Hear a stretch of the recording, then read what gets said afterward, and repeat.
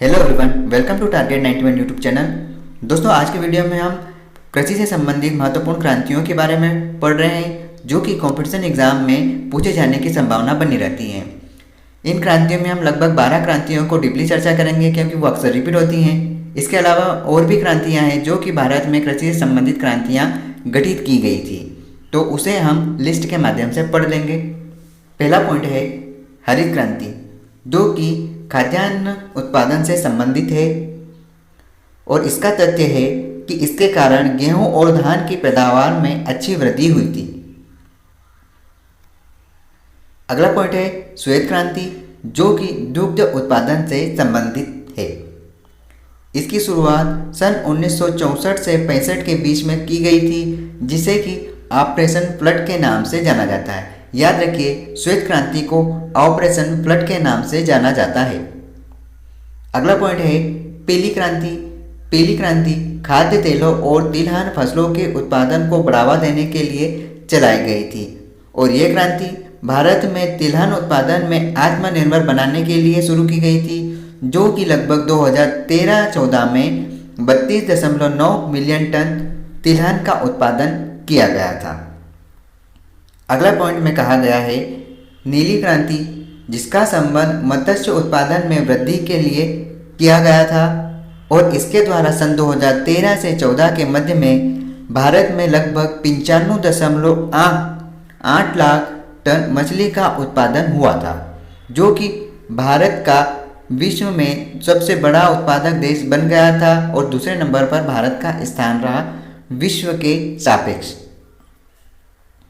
अगले पॉइंट में पढ़ रहे हैं गुलाबी क्रांति, जिसका संबंध प्याज और झींगा मछली के उत्पादन से रहा है और इस गुलाबी क्रांति के कारण भारत विश्व का सबसे बड़ा झींगा उत्पादक देश बन गया है। अगले पॉइंट में बात करते हैं काली क्रांति। काली क्रांति का संबंध पेट्रोलियम या खनिज तेलों के उत्पादन को बढ़ावा देने के लिए साथ ही साथ एथेनॉल का उत्पादन भी बढ़ा गया और इसका संबंध कोयला उत्पादन से भी रहा है। काली क्रांति के कारण पेट्रोल में एथेनॉल को 10% मिलाकर बायोडीजल बनाने का भी लक्ष्य प्राप्त हुआ है। अगला पॉइंट है धूसर क्रांति। धूसर क्रांति का संबंध उर्वरक उत्पादन में वृद्धि को बढ़ाने का लक्ष्य रखा गया और धूसर क्रांति के कारण देश में लगभग 25.5 मिलियन टन उर्वरक को खपत होना प्रारंभ हुआ। रजत क्रांति। रजत क्रांति अंडा उत्पादन से संबंधित है, जो कि मुर्गियों की उत्पादकता को बढ़ाने के लिए प्रारंभ किया गया था। रजत क्रांति के कारण भारत की मुर्गी एक वर्ष में लगभग 65 अंडे देती थी, जबकि अमेरिका में 295 अंडे। भारत में आंध्र प्रदेश सबसे बड़ा उत्पादक रहा है इस क्रांति के कारण। सुनहरी क्रांति। सुनहरी क्रांति का संबंध बागवानी उत्पादन में वृद्धि से रहा है, जिसमें फल विशेषकर सेवा उत्पादन में रहे। इसे शहद उत्पादन से भी जोड़ा जाता है। याद रखिए, सुनहरी क्रांति को बागवानी फसलों के साथ साथ शहद उत्पादन से भी जाना जाता है। सुनहरी क्रांति के कारण ही भारत में बागवानी उत्पादन की जीडीपी में लगभग 31% योगदान रहा है। भारत में सब्जी और फल उत्पादन में भी विश्व में दूसरे स्थान पर रहा है इस क्रांति के लाए जाने के बाद में। अगले पॉइंट में हम बात करते हैं इंद्रधनुष क्रांति। इंद्रधनुष क्रांति का संबंध भारत में हरित, पीली, नीली, लाल, गुलाबी, भूरी, धूसर और अन्य सभी क्रांतियों को लेकर चलने का लक्ष्य रहा है और इस क्रांति के कारण इंद्रधनुष क्रांति के कारण जुलाई सन 2000 में नई कृषि नीति को लागू किया गया। इसी को ही इंद्रधनुष क्रांति कहा गया है। अगले पॉइंट में बात करते हैं सदाबहार क्रांति। सदाबहार क्रांति का उद्देश्य यही रहा है कि देश में मिट्टी को उन्नत बनाना, किसानों को लोन दिलाना और रेन वाटर हार्वेस्टिंग एवं कृषि शोध को बढ़ावा देना है।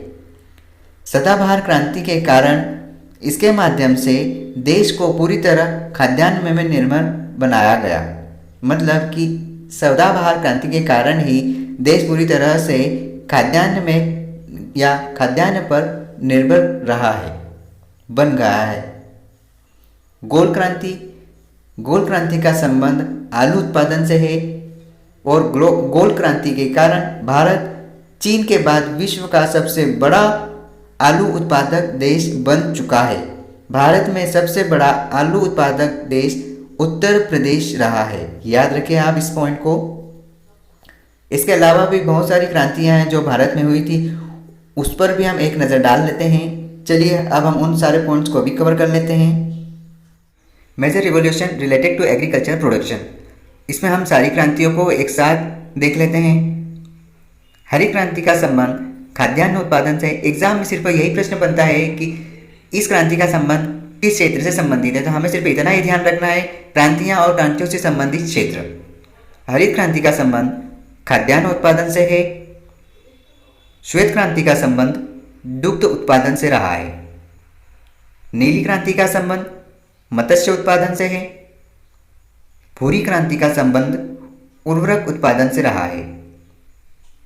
रजत क्रांति का संबंध अंडा उत्पादन से रहा। पीली क्रांति का संबंध तिलहन उत्पादन से रहा है। कृष्ण क्रांति का संबंध बायोडीजल उत्पादन से रहा।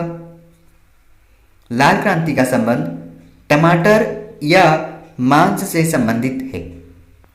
गुलाबी क्रांति का संबंध झींगा उत्पादन से है। बादामी क्रांति का संबंध मसाला उत्पादन से है। सुनहरी क्रांति का संबंध फल उत्पादन से है। अमृत क्रांति का संबंध नदी जोड़ों परियोजनाओं के संबंधित रहा है। धूसर या स्लेटी क्रांति का संबंध सीमेंट उत्पादन से रहा है। गोल क्रांति मतलब आलू उत्पादन से संबंधित रहा है। इंद्रधनुषीय क्रांति का संबंध सभी क्रांतियों पर निगरानी रखने हेतु लागू किया गया था। सनराइज या सूर्योदय क्रांति, इस क्रांति का संबंध इलेक्ट्रॉनिक उद्योग के विकास के हेतु किया गया। गंगा क्रांति, इस क्रांति का संबंध भ्रष्टाचार के खिलाफ सदाचार पैदा करने हेतु Waterman of India Rajendra Singh द्वारा प्रारंभ किया गया था। सदाबहार क्रांति का संबंध जैव तकनीकी से है। सेफ्रॉन क्रांति केसर उत्पादन से। स्लेटी या ग्रे क्रांति का संबंध उर्वरकों के उत्पादन से रहा है। हरित सोना क्रांति का संबंध बांस उत्पादन से है। याद रखिए, हरित सोना क्रांति का संबंध बांस उत्पादन से है। मूंग क्रांति का संबंध मोटे अनाजों के उत्पादन से। याद रखें, मूंग क्रांति का संबंध मोटे अनाजों के उत्पादन से रहा है। परामनी क्रांति का संबंध भिंडी उत्पादन से है। याद रखिए, परामनी क्रांति का संबंध भिंडी उत्पादन से है। ग्रीन गोल्ड क्रांति, याद रखिए, ग्रीन गोल्ड क्रांति का संबंध चाय उत्पादन से है। अच्छे से आप याद रखें, ग्रीन गोल्ड क्रांति का संबंध चाय उत्पादन से है। और खाद्य श्रृंखला क्रांति भारतीय कृषकों की 2020 तक आमदनी को दोगुना करने के संबंध से है। आप इन सारे पॉइंट्स को अच्छे से याद रखें, क्योंकि यहां से एक प्रश्न बनता है जिसे हम अक्सर गलत कर जाते हैं। अगला पॉइंट है खाकी क्रांति का संबंध चमड़ा उत्पादन से है। याद रखिए, खाकी क्रांति का संबंध चमड़ा उत्पादन से रहा है। व्हाइट गोल्ड क्रांति का संबंध कपास उत्पादन से है। याद रखिए, व्हाइट गोल्ड क्रांति का संबंध कपास उत्पादन से रहा है। एनएच क्रांति का संबंध स्वर्णिम चतुर्भुज योजना से है। याद रखिए, एनएच क्रांति का संबंध स्वर्णिम चतुर्भुज योजना से है। इस प्रकार आज के लिए इतना ही। अगर आपको ये चैनल अच्छा लगे तो आप चैनल के साथ जुड़ जाइए और इस वीडियो को अपने दोस्तों के साथ शेयर करें। Thank you so much. Keep learning and keep watching. All the best.